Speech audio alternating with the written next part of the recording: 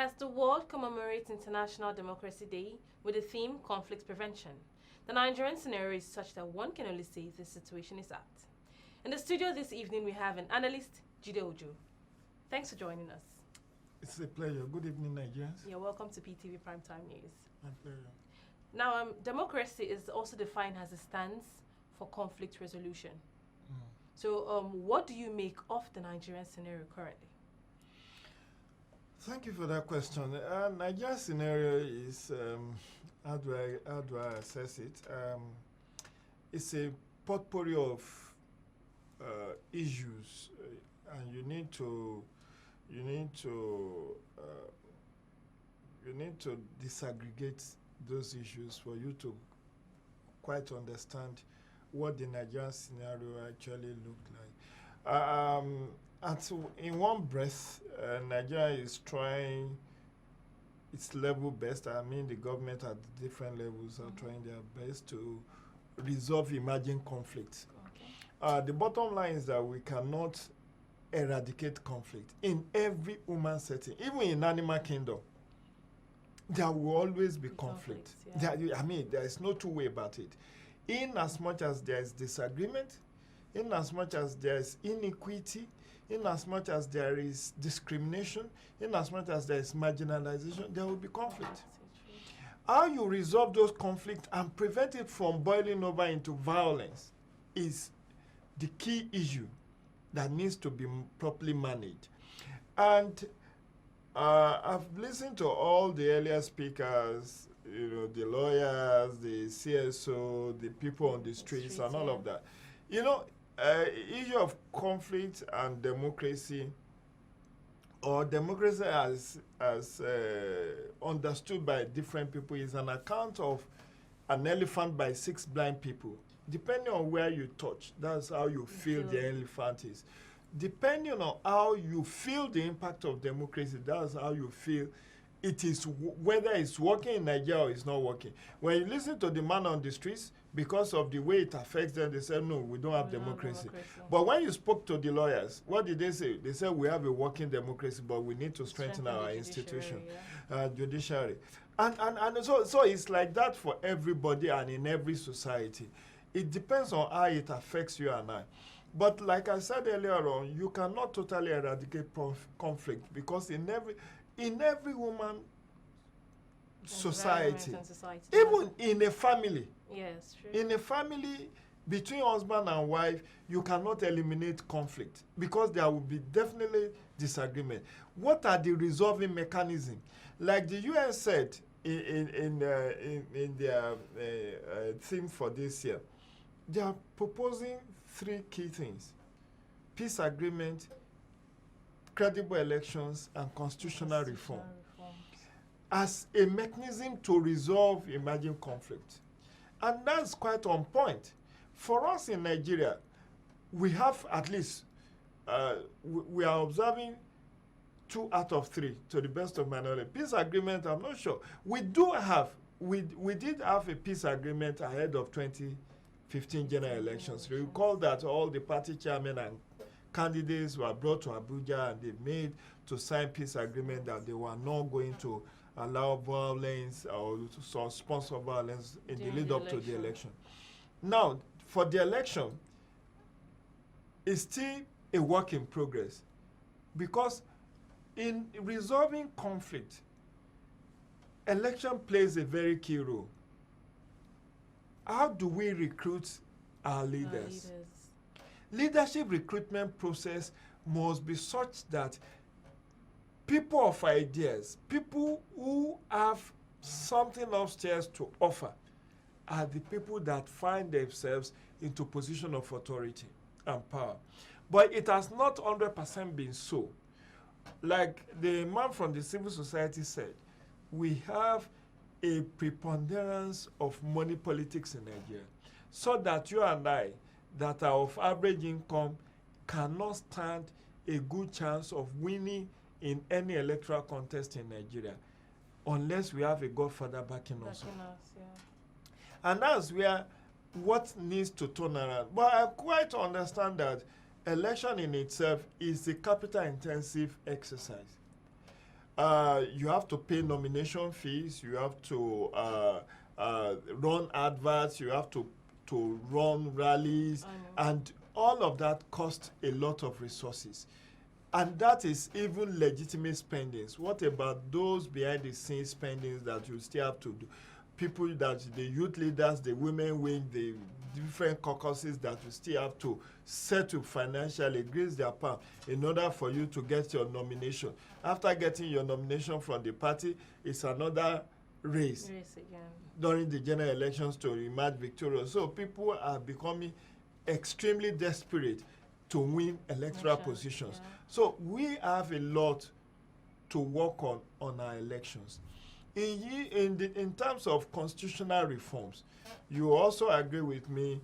Right now, Nigeria is undergoing another round of constitutional reform. The National Assembly has done their own bit. They have pushed it to the state houses of assembly. And I believe before the end of this month, we should have a date when all the 36 state houses of assembly are going to vote on the consequential amendment that have been done by the National Assembly a couple last month or late July. Be that as it may, how much of the people's will reflects in that constitutional reform? That's another issue for debate. So, long story short, it's a work in progress. Every democratic setting is a work in progress. USA has over 240 years of constitutional democracy. But look at their last election. How fractious, how acrimonious, how very debasing it became. So much of a rough fight between Donald Trump and Hillary Clinton's camps. So a lot of people were like, is this the bastion of democracy everybody was talking about? So what I'm saying is that it's a work in progress. Whether you talk of singularly about democracy or about democracy and conflict resolution.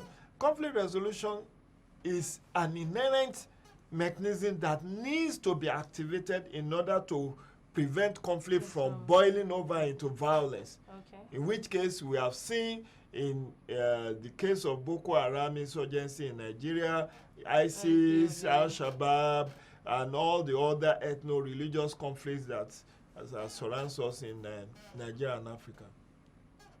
Okay, sir. So, in your own opinion now, what do you think Nigerians should look out for as we elect new set of Nigerians to rule us come 2019? Well, 2019 is still some distance. The immediate election upon us is the Anambra governorship election on November 18th. Yeah. We just hope that good reason will prevail, because that's another very potentially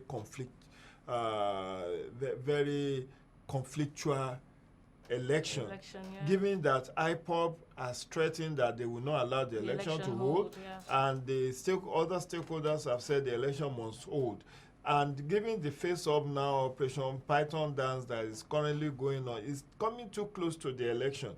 So we just hope that good reason will prevail and that election will come, and that Anambra will have a new governor that it deserves. Okay. But in the lead up to 2019, projecting towards that is first and foremost getting our constitutional reform right. Okay. Remember, there are a lot of election-related constitutional amendment clauses in the amended and the one that the National Assembly, like the issue of independent candidacy, the issue of electronic voting, the issue of reduction of age of to contest elections, and so many other things that are now before the state houses of assembly. So for me, they need to fast-track that constitutional amendment process.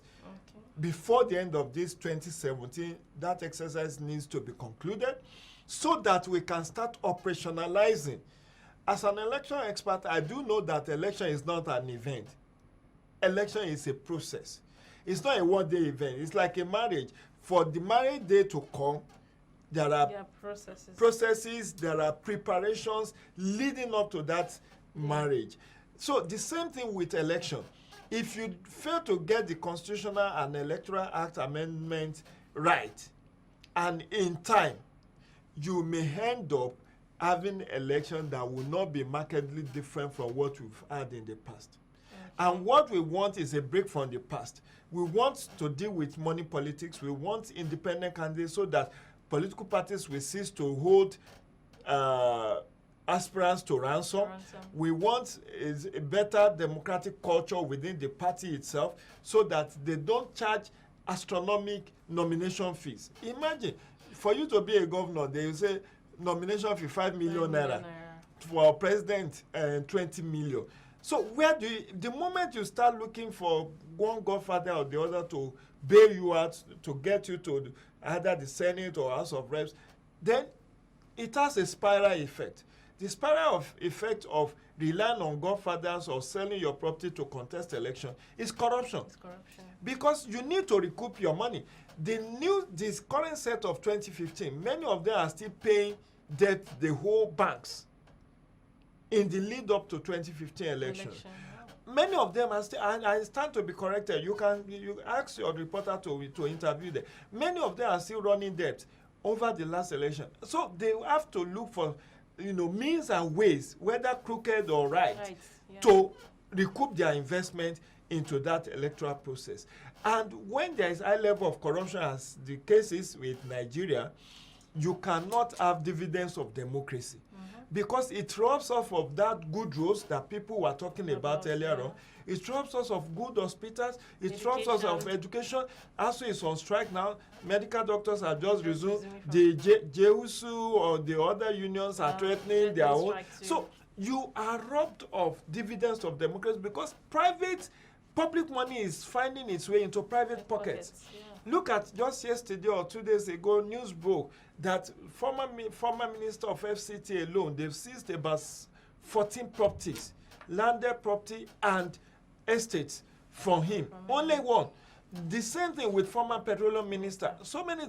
Just look at those billions that have been recouped or are in the process of being recouped. If they were not stolen, that roads that Southeast is clamoring for, that they are not feeling the impact of federal government. Peradventure, those roads will have been fixed. Peradventure, Lagos-Ibadan, Ibadan-Abuja rail line will have been completed. Then dividends, people will start feeling the impact of that democracy, that the people they vote for, they are delivering on their electoral promises. But corruption has robbed us of those opportunities because of our high level of monetization of Nigerian politics, in which case everybody becomes desperate to win. First and foremost, that brings about conflict, a violence. Because when you look at your investment into elections, you say, I've spent 3 billion to contest gubernatorial election.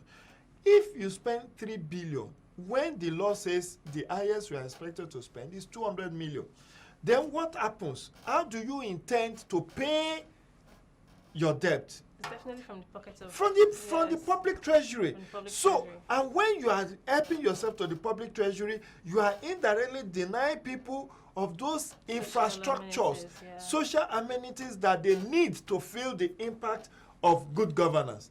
So that is why I'm really happy that the United Nations has made this year's theme to be democracy and conflict resolution.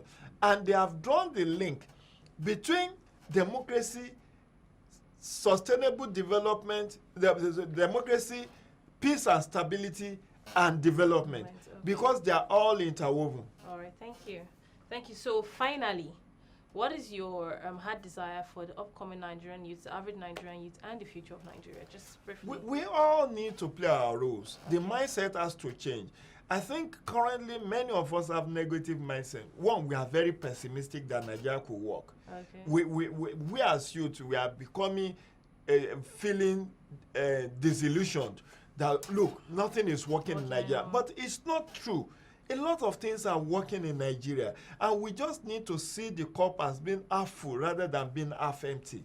So as youths, we must play our own roles. We should look at the good role models and follow in their footsteps. We should play our role, register to vote, Vote during election. Vote for the right candidate. Don't vote because somebody is your brother or the same religion with you or the same ethnic group with you, or because he has given you money. Vote your conscience. Be part of the electoral process. Now they are reducing the age for youth participation in politics. Take advantage of that. Mobilize people to contest election so that you can be the change we want to see in the system. Thank you very much for coming on the news It's a pleasure. tonight. Thanks for having me. You're welcome.